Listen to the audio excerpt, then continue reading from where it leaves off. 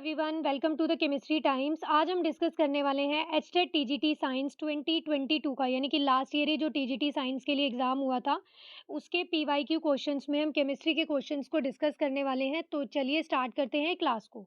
तो देखो, first question क्या है। The welding of railway tracks was done in the past with the aid of chemical reaction known as the thermite process.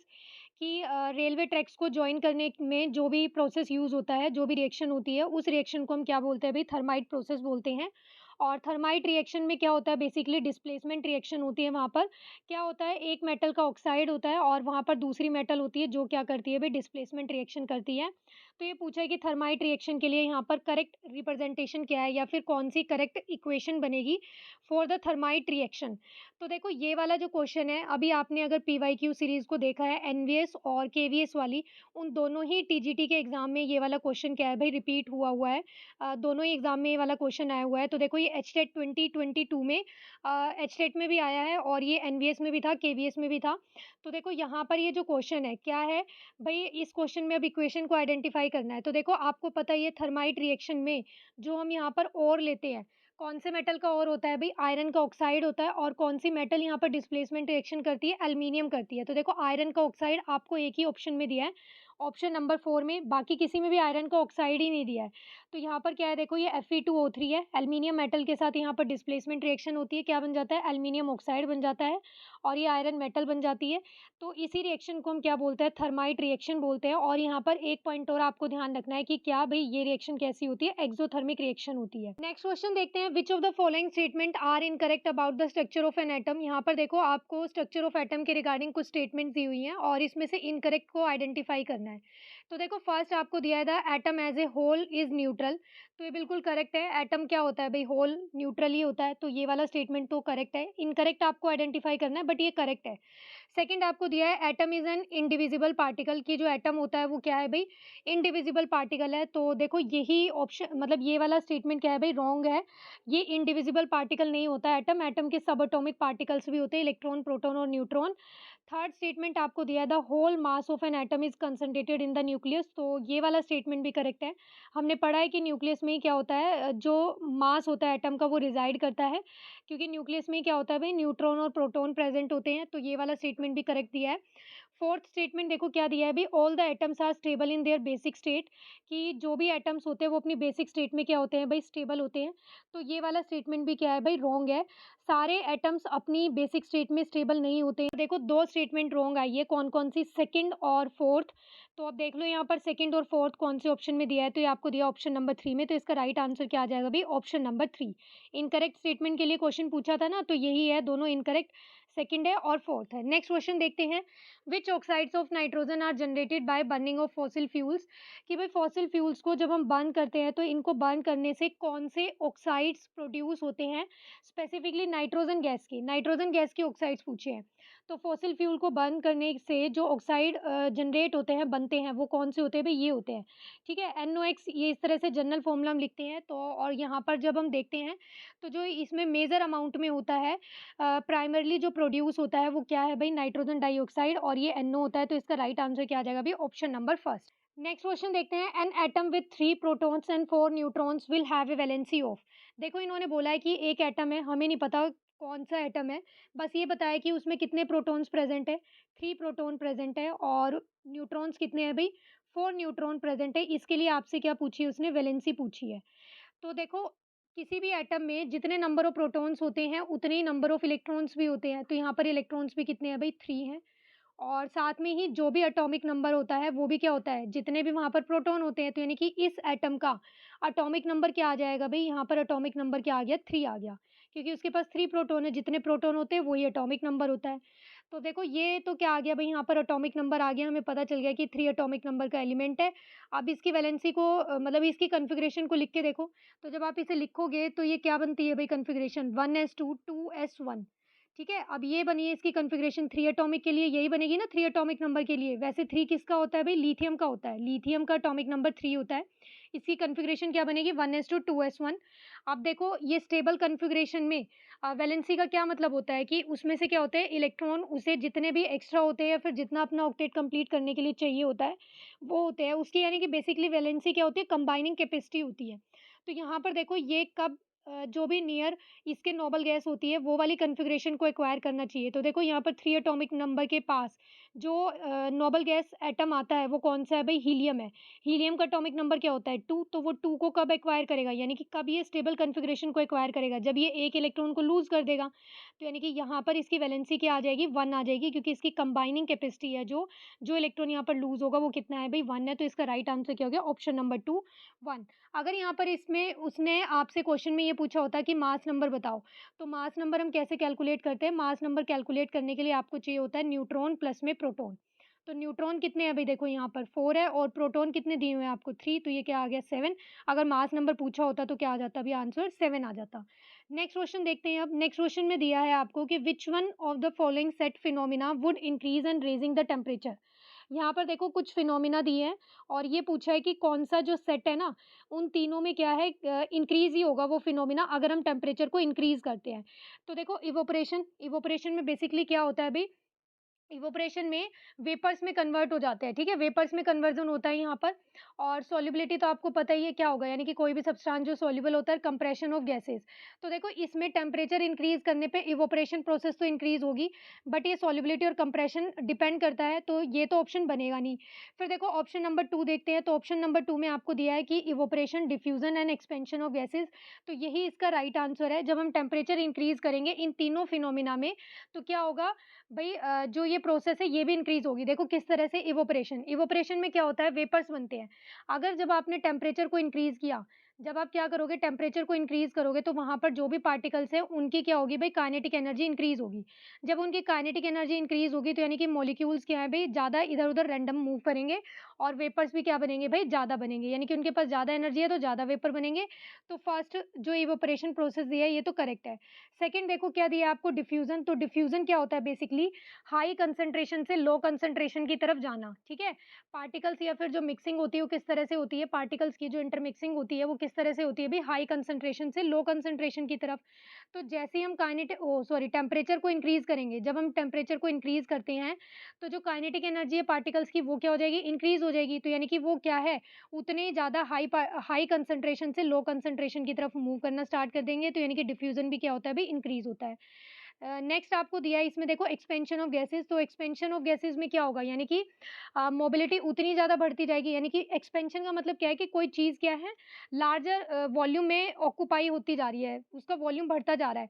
तो अब देखो expansion of gases में क्या होगा, जितना ज़्यादा पार्टिकल्स के पास अब यहाँ पर एनर्जी होगा, वो उतना ही ज़्यादा इधर-उधर मूव करेंगे, उनकी मोबिलिटी इंक्रीज़ हो जाएगी। तो मोबिलिटी इंक्रीज़ होने से क्या है, अभी एक्सपेंशन ऑफ गैसेज़ भी क्या है, इंक्रीज़ हो जाएगी।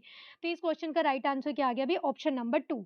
नेक्स्ट क्वेश्चन देखते हैं अब यहाँ पर, when crystals of lead nitrate are heated strongly in a dry test tube. देखो यहाँ पर ये क्वेश्चन में ये पूछा है कि आपके पास लेड नाइट्रेट है, और आपने उसको ड्राई टेस्ट ट्यूब में लिया है और उसको स्ट्रांगली हीट कर रहे हो।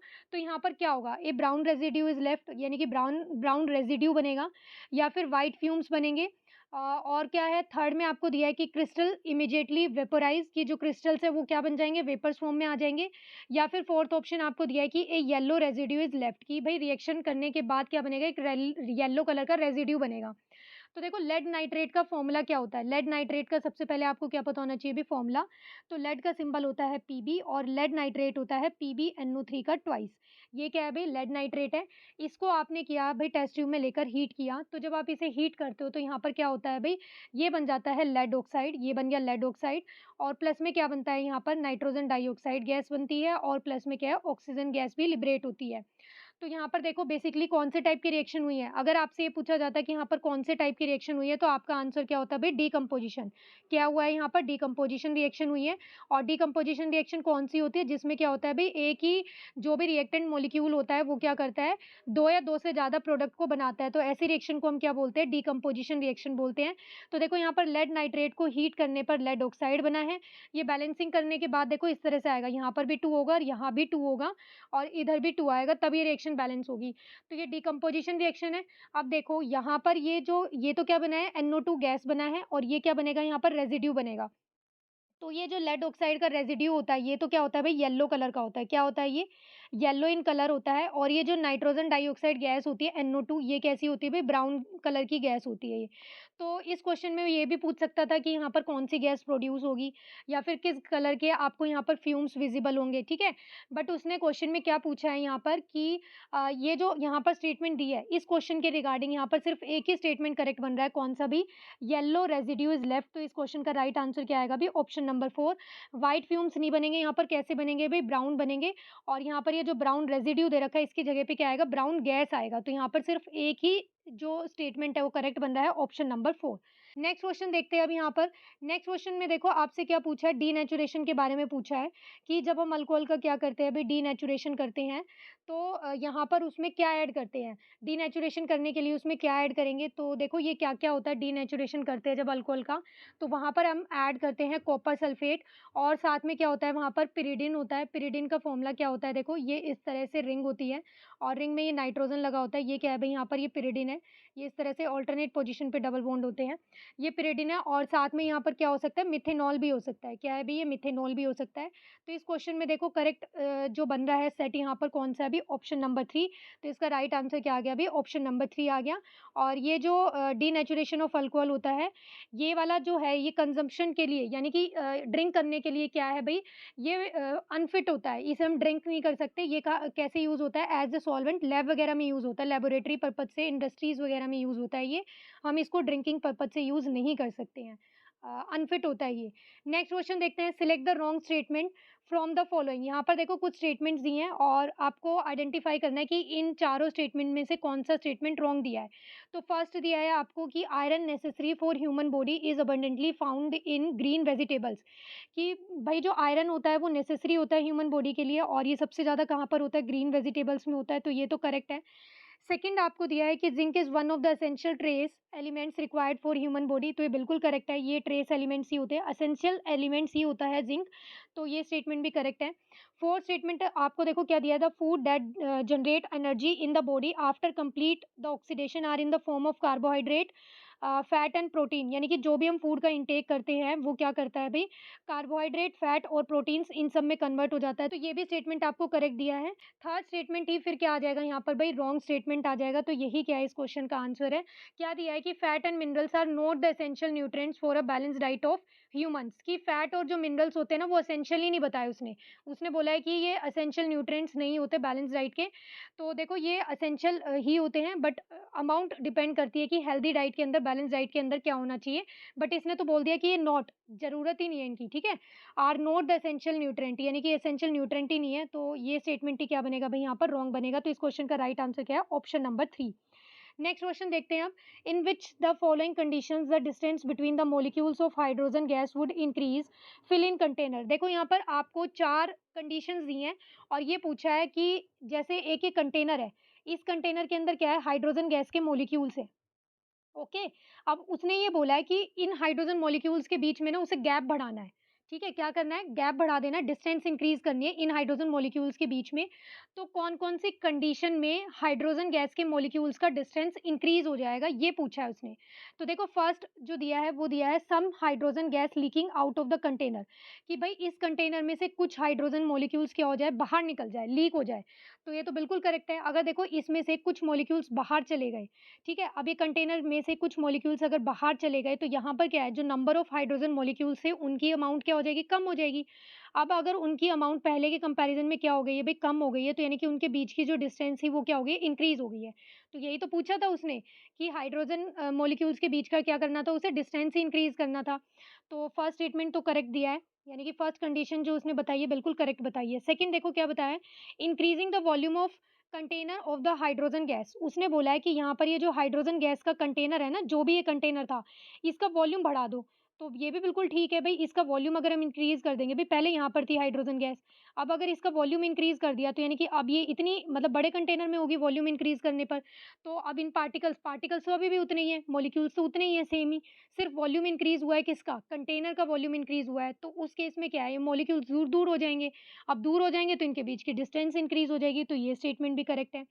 फिर नेक्स्ट देखो क्या दिया है कि increasing pressure on hydrogen gas combine in a close container, कि भाई ये क्लोज कंटेनर है, इसके अंदर क्या कर दो? प्रेशर को बढ़ा दो।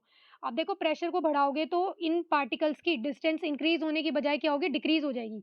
क्योंकि देखो यहाँ पर कंटेनर के ऊपर लगेगा प्रेशर, तो जब ये प्रेशर लगेगा तो ये पार्टिकल्स क्या हो जाएँगे, क्लोज़ आ जाएँगे। अब क्लोज़ आएँगे तो इनकी डिस्टेंस क्या होगी, डिक्रीज़ होगी। तो यानी कि थर्ड स्टेटमेंट तो रॉन्ग है। फिर फोर्थ आपको दिया है adding more hydrogen gas to container. अब ये तो देखो वैसे ही गलत हो गया।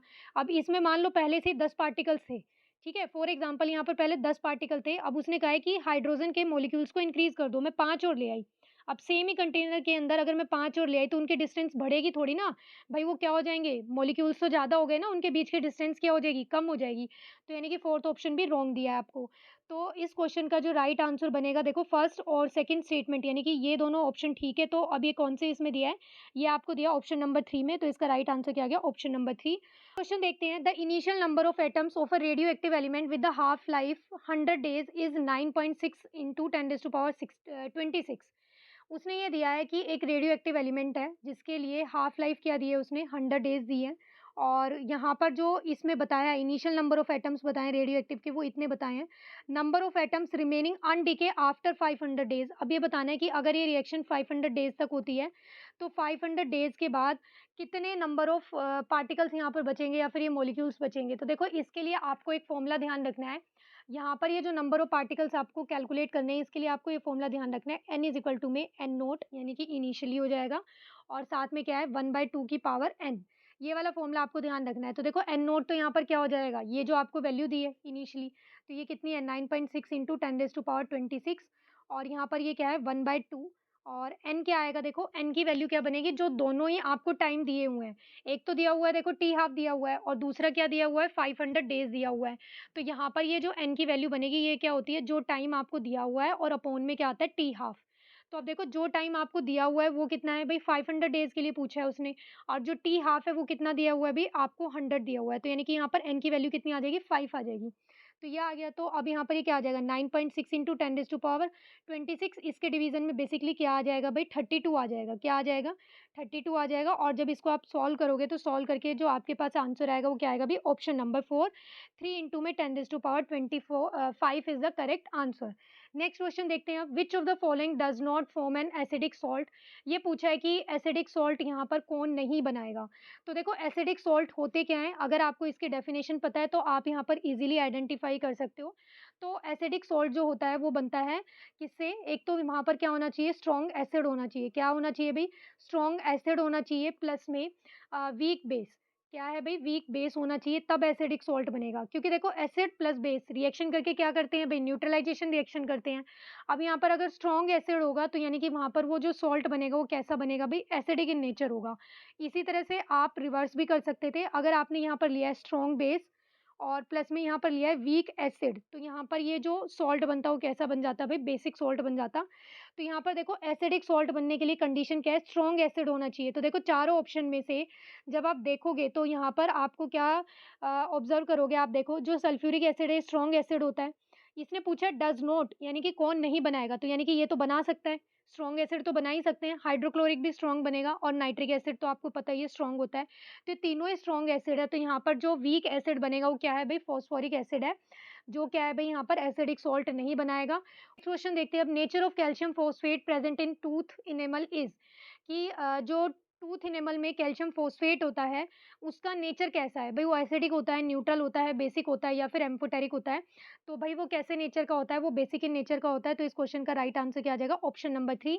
और जो कैल्शियम फॉस्फेट होता है उसका फॉर्मूला क्या होता है ये भी आपको ध्यान रखना है, Ca3PO4, और इस पूरे का क्या है होल का ट्वाइस है।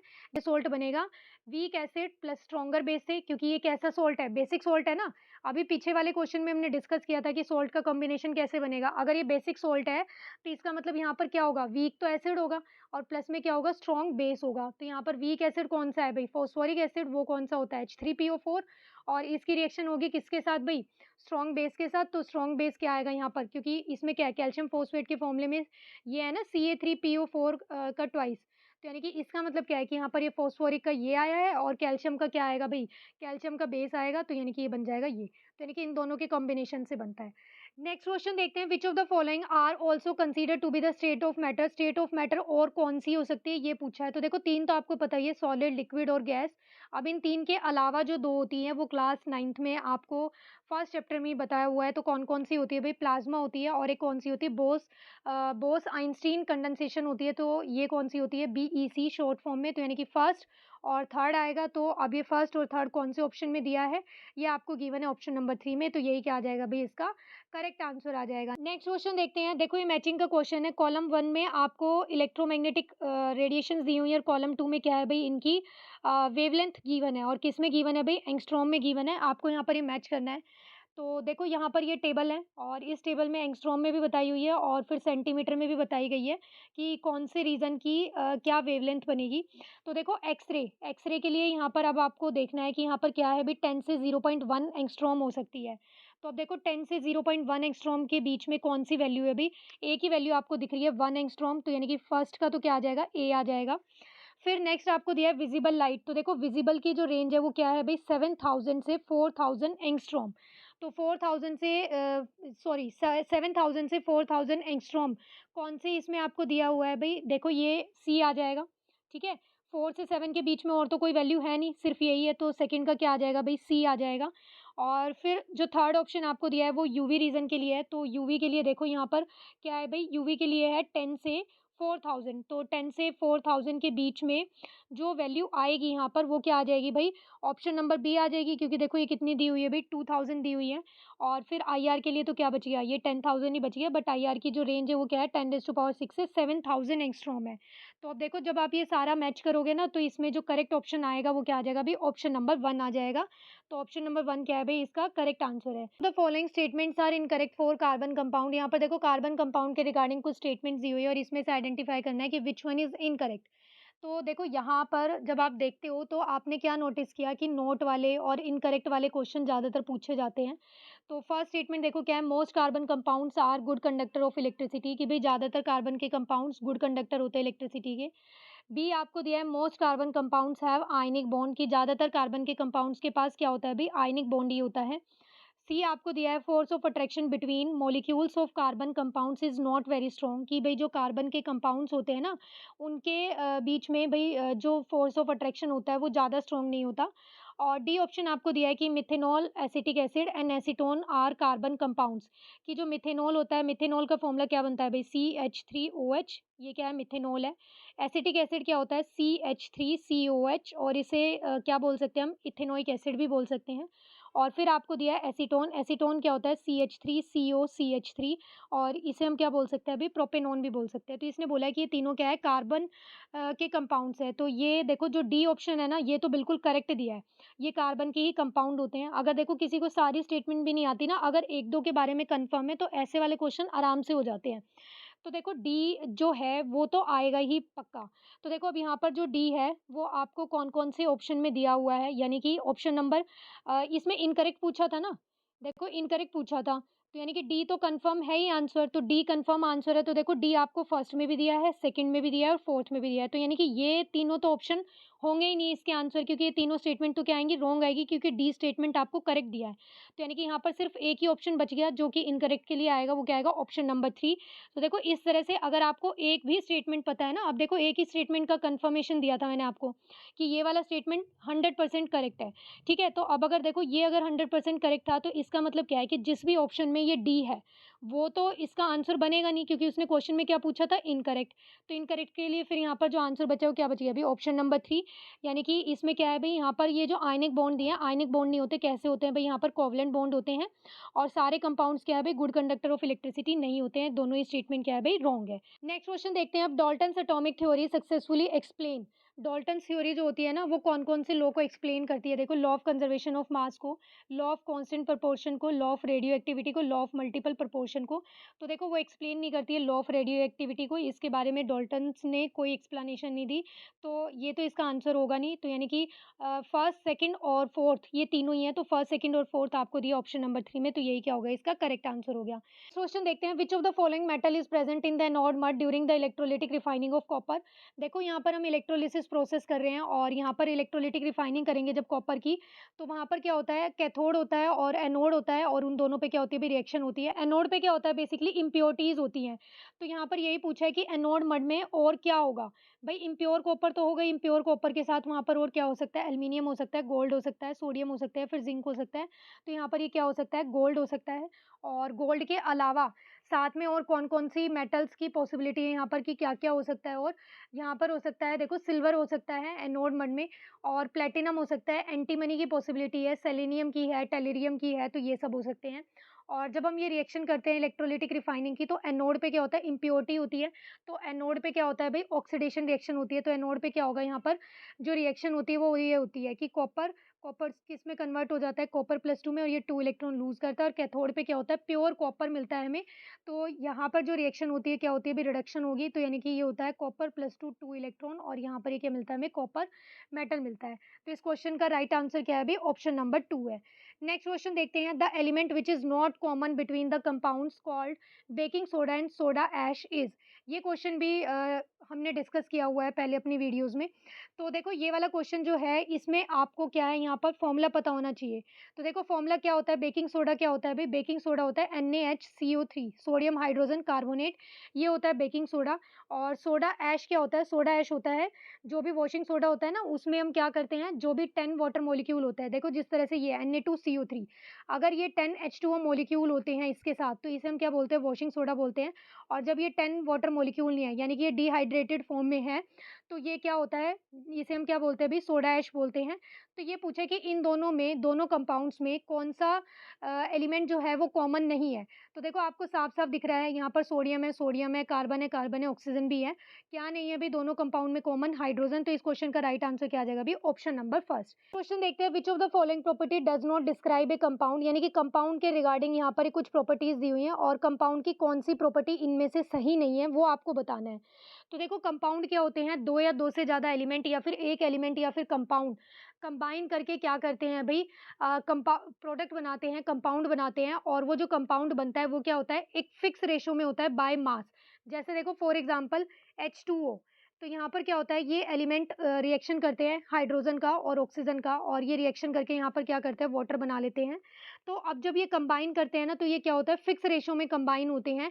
इनमें जो प्रोपोर्शन होता है बाय मास क्या रहता है भाई फिक्स रहता है। कंपाउंड की डेफिनेशन में ही ये होता है और मिक्सचर में क्या रहता है इन एनी रेशियो मिक्सचर में किसी भी रेशियो में हो सकते हैं। तो देखो यहाँ पर डज़ नॉट पूछा था उसने तो इस क्वेश्चन का राइट आंसर क्या आ जाएगा देखो ऑप्शन नंबर 4 क्योंकि इसमें क्या लिखा है देखो it is mix in any proportion by mass तो इन एनी प्रोपोर्शन तो किसमें होता है मिक्सचर में होता है कंपाउंड में नहीं होता है। तो यही क्या है भई इस क्वेश्चन का राइट आंसर आ जाएगा यानी कि ये इनकरेक्ट ऑप्शन है। ये इसकी डेफिनिशन में नहीं होता है। इसकी प्रॉपर्टी को नहीं बताता। क्वेश्चन देखो अब क्या दिया है, 2 केमिकल सब्सटेंसेस देखो ये वाला क्वेश्चन भी रिपीट है। जब आप ये क्वेश्चन देखोगे ना आप एनवीएस वाले और जो केवीएस वाले जो पीवाईक्यू क्वेश्चन्स हैं, उन क्वेश्चन्स को देखना ये क्वेश्चन इस तरह का क्वेश्चन दोनों तीनों एग्ज़ाम में आया हुआ है। किसी-किसी तरह से पूछा हुआ है बट जो क्वेश्चन है वो यही है। ठीक है?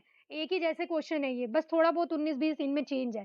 तो देखो क्या है question 2 chemical substances X and Y combine together to form a product P कि भाई 2 केमिकल सब्सटेंस है, एक एक्स है और एक वाई है, दोनों ने कंबाइन किया और क्या प्रोडक्ट बना लिया भई पी बना लिया। Y and X can not be broken down into simpler substances यानी कि इनको हम और सिंपलर सब्सटेंसेस में कन्वर्ट नहीं कर सकते केमिकल रिएक्शन करके। ठीक है? अब आगे क्या दिया है उसने, आपको यहाँ पर ये आइडेंटिफ़ाई करना है जो ये स्टेटमेंट्स दी हैं कि ये कौन-सा सेट इसमें करेक्ट है।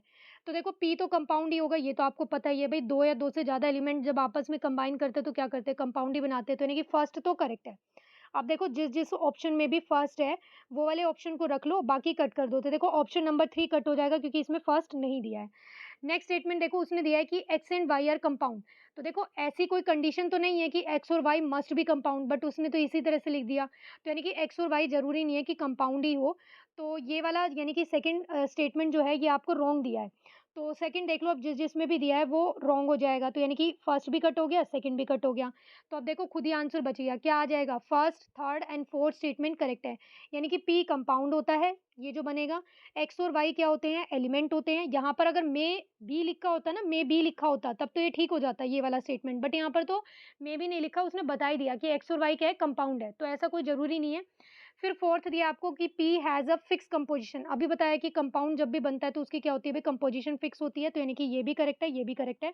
तो इस क्वेश्चन का जो करेक्ट सेट बनेगा, आंसर आएगा, वो क्या आएगा भई, ऑप्शन नंबर 4 आएगा। First, third and fourth are the correct statements. Next question देखते हैं, the evaporation of water increases under the following condition. ये क्वेश्चन भी रिपीट ही मान के चलो आप, ठीक है? ये क्वेश्चन भी ऐसा हमने डिस्कस किया हुआ है। क्या है? Increase in temperature, addition of common salt. यानी कि जब हम इंक्रीज कर देते हैं टेम्परेचर को, तो इंक्रीज करने पर टेम्परेचर क्या है भाई, इवोपरेशन भी इंक्रीज होगा, ये बोला है उसने। तो ये तो ठीक है, टेम्परेचर इंक्रीज होगा, इवोपरेशन भी इंक्रीज होगा। क्या एडिशन ऑफ कॉमन सॉल्ट से इवोपरेशन इंक्रीज होगा? नहीं। तो ये स्टेटमेंट तो रॉन्ग हो गई। सेकंड आपको दिया है कि increase in surface area and rise in temperature, तो ये बिल्कुल करेक्ट है। जब हम टेम्परेचर इंक्रीज करते हैं तो यहाँ पर क्या होगा भाई, जो पार्टिकल्स होते हैं, मॉलिक्यूल्स होते हैं, उनकी काइनेटिक एनर्जी इंक्रीज हो जाती है, और जिसकी वजह से क्या है, वो वेपर्स में जल्दी कन्वर्ट हो जाते हैं। तो ये ठीक है कि ये इंक्रीज करने पर राइज इन टेम्परेचर से क्या होगा भाई, इवोपरेशन भी इंक्रीज होगा। फिर एक और दिया है, क्या दिया है, सरफेस एरिया। भाई जितना ज़्यादा सरफेस एरिया होगा वो क्या है, उतना ही जल्दी क्या है, इवोपरेशन होगी। देखो जैसे फॉर एग्जांपल, आप घर में क्या है, जब कपड़े सुखाते हो तो अगर किसी कपड़े को आप फोल्ड करके सुखाओगे, सूख तो वो भी जाएगा, बट उसको टाइम लगेगा। बट अगर आपने उसको ओपन करके सुखा दिया, कपड़े को अच्छे से फैला के सुखा दिया, स्प्रेड करके जब उसको ड्राई करते हैं, तो क्या है, वो जल्दी ड्राई हो जाता है। तो इसका राइट आंसर क्या आ जाएगा अभी, option number 2, increase in surface area and rise in temperature. Next question देखते हैं, which of the following process release heat. देखो ये पूछा है कि कौन सा प्रोसेस इनमें से हीट को रिलीज करता है। तो देखो हीट को रिलीज करने का मतलब क्या है कि ये कैसी रिएक्शन है अभी, एक्सोथर्मिक रिएक्शन है। तो देखो फर्स्ट आपको दिया है कंडेंसेशन। तो कंडेंसेशन क्या होता है अभी, कंडेंसेशन ऐसी प्रोसेस होती है जिसमें गैस या फिर जो वेपर फेज में पार्टिकल्स होते हैं, मॉलिक्यूल्स होते हैं, वो किस में कन्वर्ट हो जाते हैं, लिक्विड स्टेट में कन्वर्ट हो जाते हैं, यानी कि वेपर से लिक्विड बन रहे हैं। That process is known as condensation. अब देखो क्या है, यहाँ पर गैस से क्या बन रहा है, लिक्विड बन रहा है। अब गैसियस मॉलिक्यूल्स जो हैं, इनके पास क्या है भाई, ये रैंडम इधर उधर मूव करते हैं, तो यानी कि इनके पास क्या है, एनर्जी ज़्यादा है। और लिक्विड में क्या है भाई, ये थोड़े से क्या रहते हैं भाई, यहाँ पर इनके बीच का जो पार्टिकल डिस्टेंस होता है वो क्या है भाई, कम हो जाता है, यानी कि इनकी एनर्जी क्या हो जाती है, कम हो जाती है। तो यहाँ पर देखो ये इस स्टेट में अगर जाएगा तो ये एनर्जी को क्या करेगा, लूज ही करेगा। ठीक है, यहाँ से क्या है भाई, काइनेटिक एनर्जी पार्टिकल्स की क्या होगी, कम होगी। तो यानी कि ये तो एनर्जी को क्या करते हैं अभी, रिलीज करते हैं। तो फर्स्ट तो करेक्ट है। फिर देखो सेकंड आपको दिया है वेपराइजेशन। तो वेपराइजेशन में तो क्या होता है, वेपर बनते हैं ना, तो बाहर से क्या है अभी, टेम्परेचर देते हैं तब बनते हैं वेपर। तो ये स्टेटमेंट तो क्या है, ये हीट को एब्जॉर्ब करता है। तो ये स्टेटमेंट तो मतलब ये ऑप्शन तो होगा नहीं इसका। थर्ड आपको दिया है फ्रीजिंग। तो फ्रीजिंग भी करेक्ट है। फ्रीजिंग बेसिकली क्या होता है, लिक्विड स्टेट से सॉलिड में जाना। तो देखो यहाँ पर जो पार्टिकल्स होते हैं ये क्या है अभी, और क्लोजली पैक स्ट्रक्चर में आ जाते हैं। और यहाँ पर क्या होगा कि ये जो भी मॉलिक्यूल्स रहेंगे, पार्टिकल्स रहेंगे, वो क्या करेंगे भी, एनर्जी को लूज करेंगे। ये क्या है, यहाँ पर सॉलिड स्टेट में क्या है, सब सेटल डाउन से हो जाते हैं ना। ठीक है, तो यहाँ पर क्या है, क्लोजली पैक रहते हैं। तो यहाँ पर ये क्या करते हैं, स्टेट में जाने के लिए एनर्जी को लूज करेंगे, स्लो डाउन हो जाता है इनका मूवमेंट यहाँ पर पार्टिकल्स का। तो ये भी क्या बनेगा भई, रिलीज़ करेगा हीट को। तो कौन-कौन और मेल्टिंग भी नहीं होता है, तो यहाँ पर जो राइट आंसर आएगा क्या आ जाएगा भई, फर्स्ट एंड थर्ड। तो फर्स्ट और थर्ड आपको दिया ऑप्शन नंबर 4 में, तो ये क्या बन गया, इसका करेक्ट आंसर बन गया। अब देखते हैं आज का लास्ट क्वेश्चन क्या है, which of the following would Wei the highest. यहाँ पर देखो ये पूछा है कि इनमें से कौन-सा ऑप्शन जो आएगा, ठीक है, कौन किसके मोल्स का जो वेट है वो क्या है भई, सबसे ज़्यादा आएगा, ये पूछा है। तो देखो ऐसा ही क्वेश्चन अभी हमने अपनी लास्ट पीवाईक्यू वीडियो में भी डिस्कस किया था। तो एक बार फिर से देखते हैं क्वेश्चन कैसे होगा। तो देखो यहाँ पर सारे आपको क्या दिए हैं, मोल दिए हैं, और मोल का फॉर्मूला क्या होता है, मोल को कैलकुलेट करने के लिए गिवन मास को मैं स्मॉल m से लिख देती हूँ, और अपॉन में लिखते हैं हम कैपिटल m से रिप्रेजेंट कर रही हूँ मोलर मास, या फिर जो भी मॉलिक्यूल होता है उसके लिए हम लिख देते हैं मॉलिक्यूलर मास। तो ये होता है मोल को कैलकुलेट करने का फॉर्मूला। अब उसने बोला है वे का मतलब क्या है कि वो यहाँ पर मास की बात कर रहा है। तो मास की बात कर रहा है तो देखो आपको ये कैलकुलेट करना है स्मॉल m। तो ये जो फ़ॉर्मूला बन जाएगा, ये क्या बन जाएगा, मोल्स मल्टीप्लाई में उसका मोलर मास या फिर मॉलिक्यूलर मास जो भी है उसको मल्टीप्लाई कर दो। तो देखो फर्स्ट ऑप्शन में आपको दिया है 0.2 मोल ऑफ सुक्रोज़, कि भई 0.2 मोल है सुक्रोज़ के, उसमें कितना मास होगा। तो देखो इन केस ऑफ फर्स्ट जो ये आपको दिया है क्या होगा, मोल्स की जगह पे क्या आ जाएगा 0.2, और इसका जो मॉलिक्यूलर मास बनेगा वो कितना होता है भई, इसका सुक्रोज़ का वो होता है 342। कितना होता है भई, 342। इसे जब आप सॉल्व करोगे तो सॉल्व करके आ जाएगा 68.4 ग्राम।